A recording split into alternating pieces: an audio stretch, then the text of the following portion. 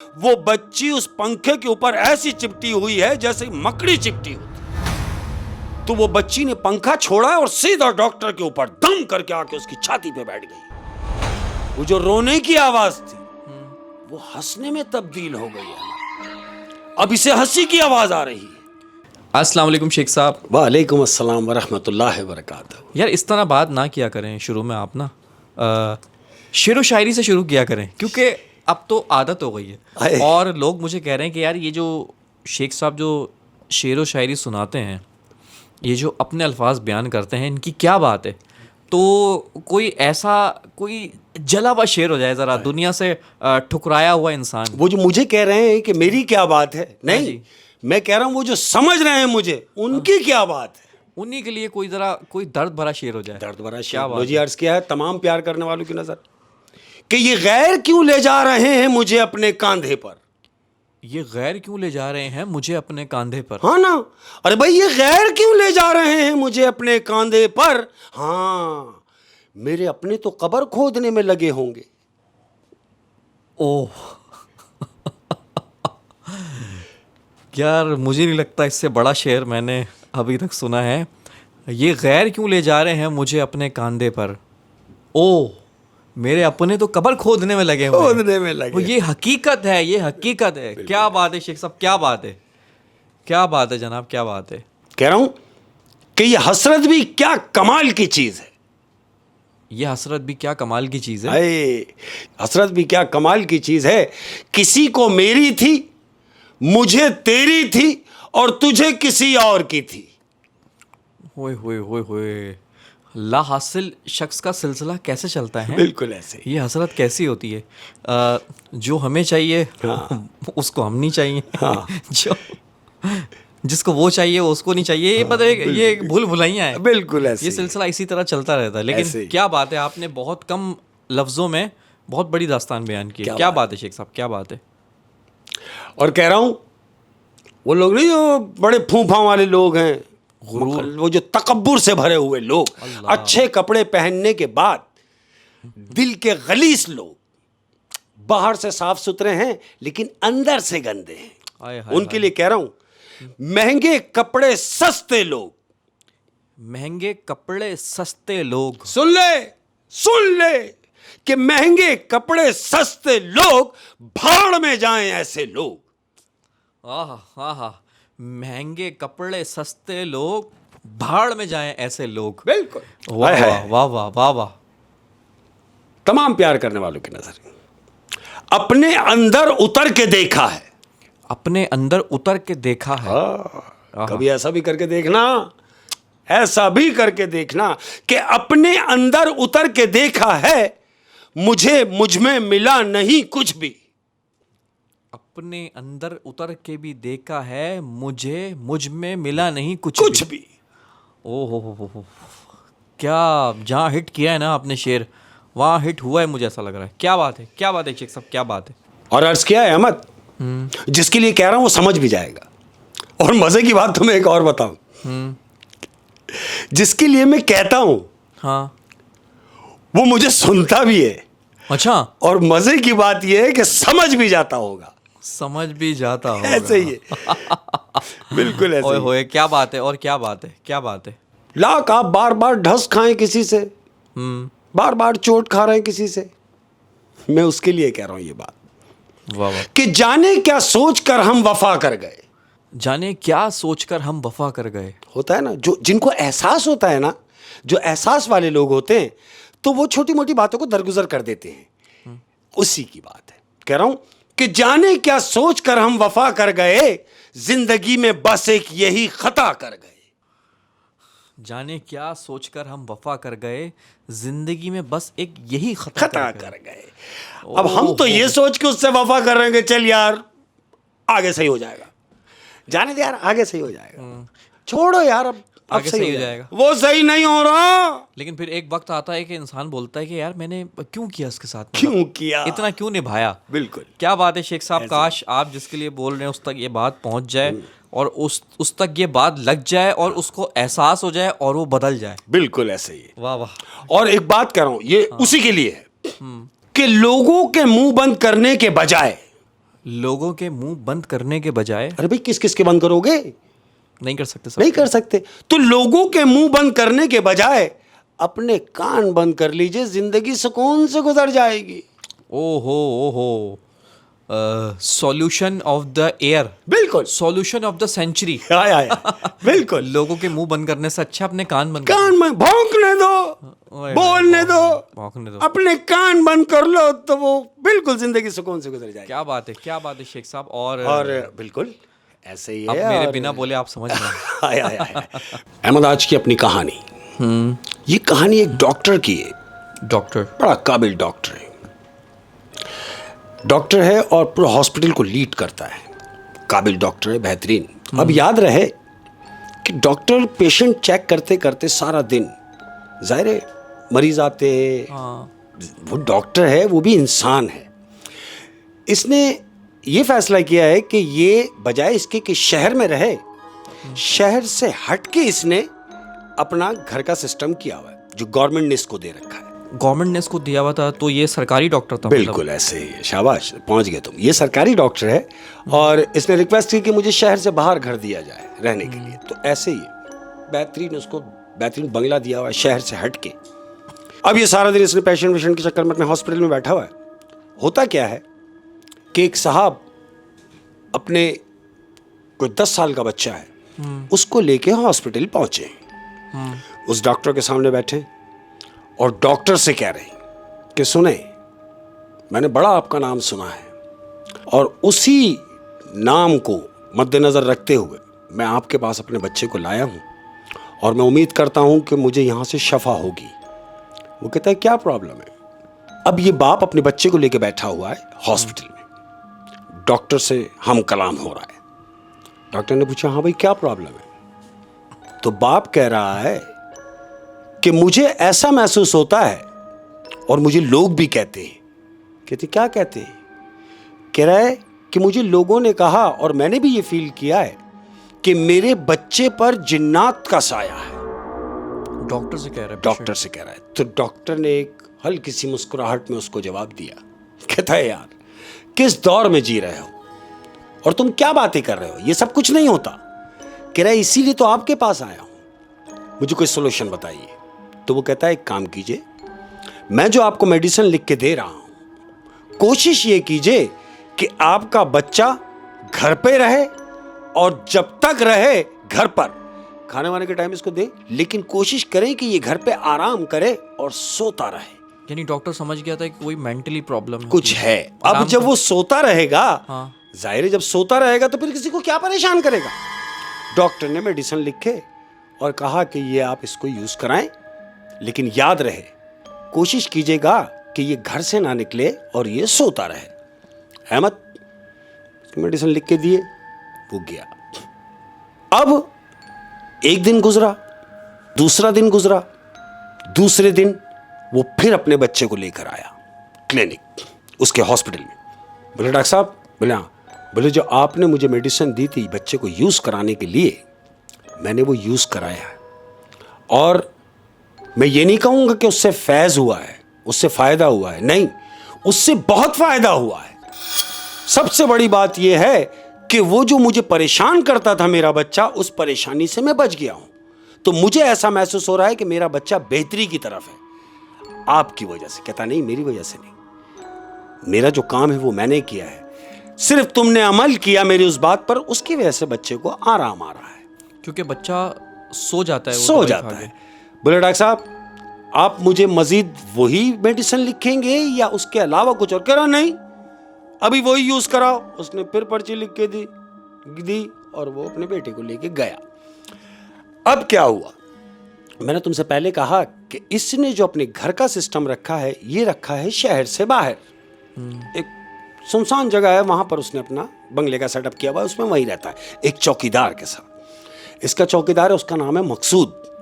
मकसूद चौकीदार है जो इसके साथ में रहता है। बीवी नहीं है, अकेला डॉक्टर घर में है। ये ड्यूटी ऑफ करने के बाद अपने घर गया।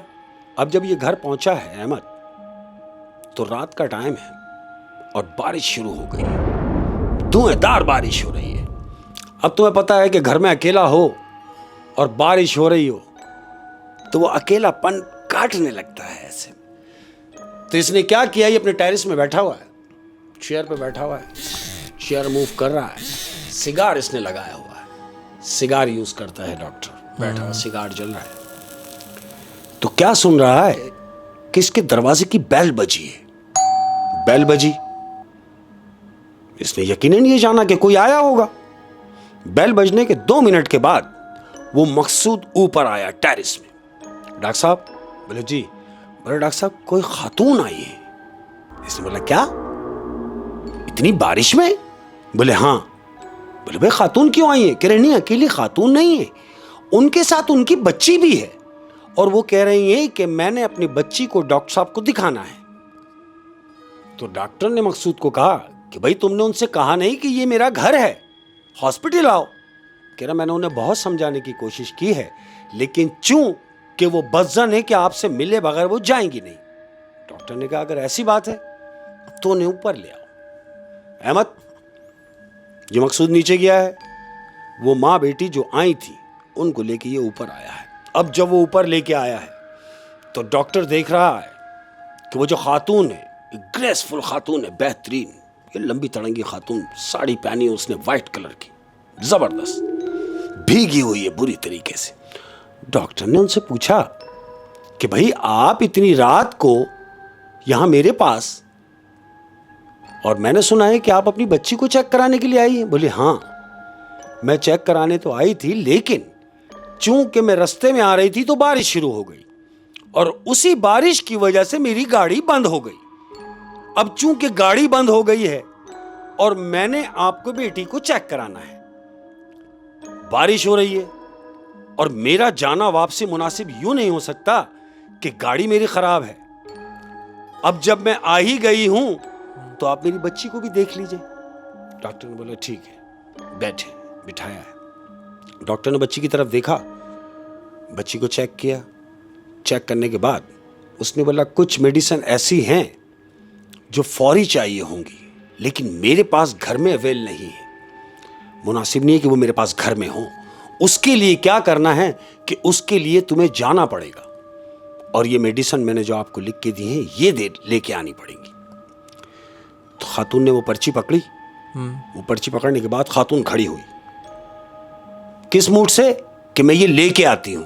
तो डॉक्टर ने उसकी तरफ देखा और कह रहा है आप कहां, बारिश हो रही है, आप कहां जाएंगी? कह रही भाई डॉक्टर साहब आपने ये जो लिख के दिया। बोला कुछ नहीं। मकसूद, मकसूद ऊपर आ गया। मकसूद को पर्ची दी, मकसूद ऊपर आया। डॉक्टर साहब ने वो पर्ची जो है वो मकसूद के हाथ में दी कि जाओ भाई, ये कुछ दवाइयां मैंने लिखी हैं, ये फौरी जाके लेकर आओ।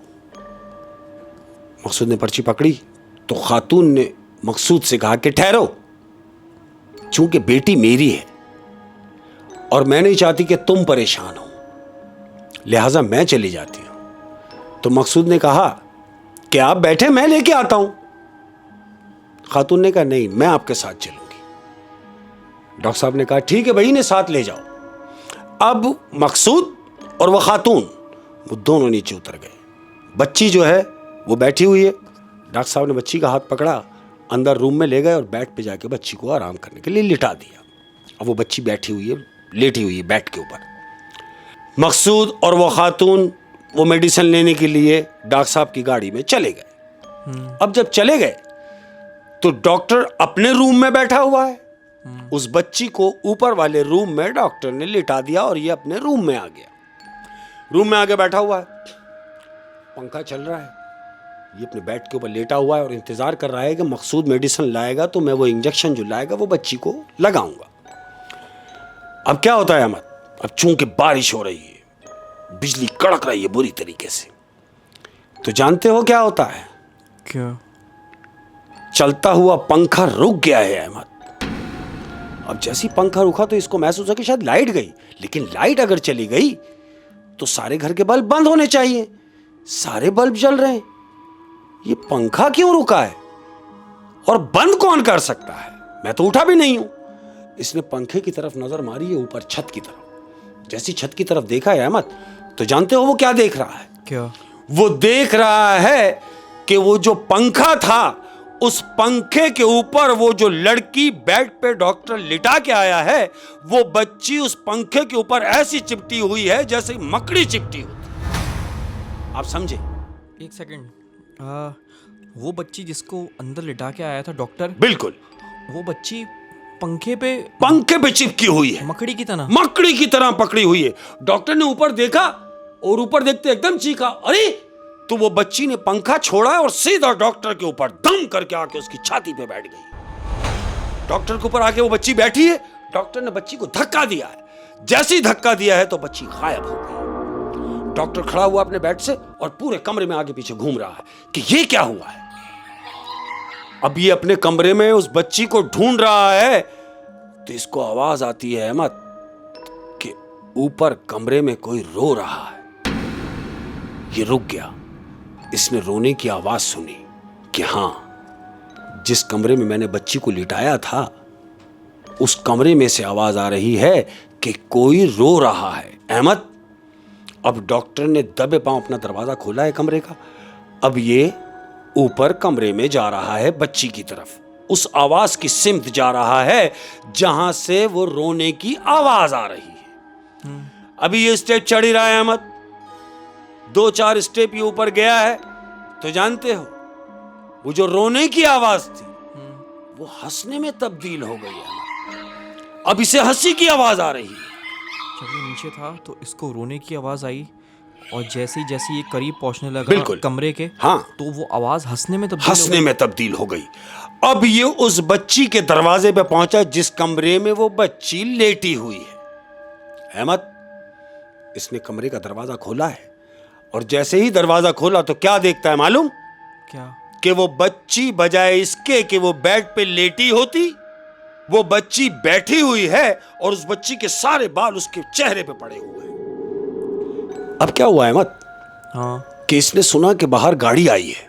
ये समझ गया कि वो लोग मेडिसिन लेके आ गए हैं। डॉक्टर दौड़ता हुआ नीचे गया। नीचे जाने के बाद डॉक्टर ने दरवाजा खोला। अब जब दरवाजा खोला तो खातून अंदर आई है, मकसूद अंदर आया है। अब वो खातून ने कहा कि इससे कि भाई ये ले डॉक्टर साहब। इसने बोला ठीक है आप चले, मैं आ रहा हूँ। खातून अंदर कमरे में गई। मकसूद, अब जब मकसूद खड़ा हुआ है तो दरवाजा, डॉक्टर साहब ने बोला भाई दरवाजा बंद करो। बोला मैं कैसे बंद कर लूँ, वो तो अंदर आ जाए। डॉक्टर ने बोला कौन अंदर आ जाए? बोला बच्ची। डॉक्टर ने बोला बच्ची?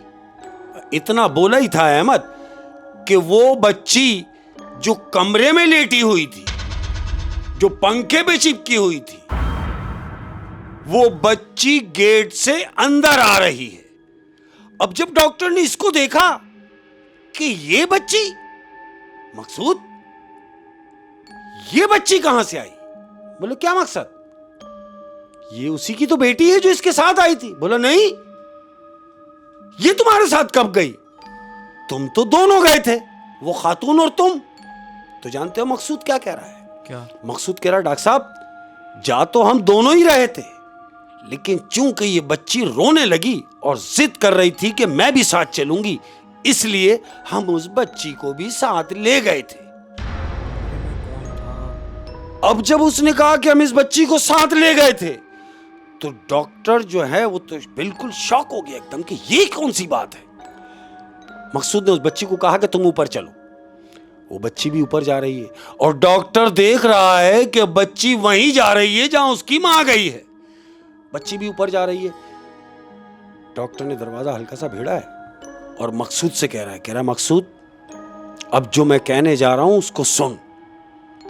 मकसूद ने कहा क्या? बोला हुआ कुछ यूं कि जब तुम लोग ये मेडिसिन लेने के लिए गए तो मेरे साथ क्या हुआ तुम्हारे पीछे।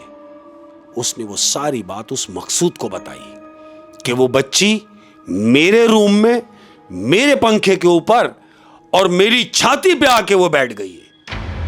तो मकसूद कह रहा है क्या कह रहे हैं डॉक्टर साहब? बोले हाँ।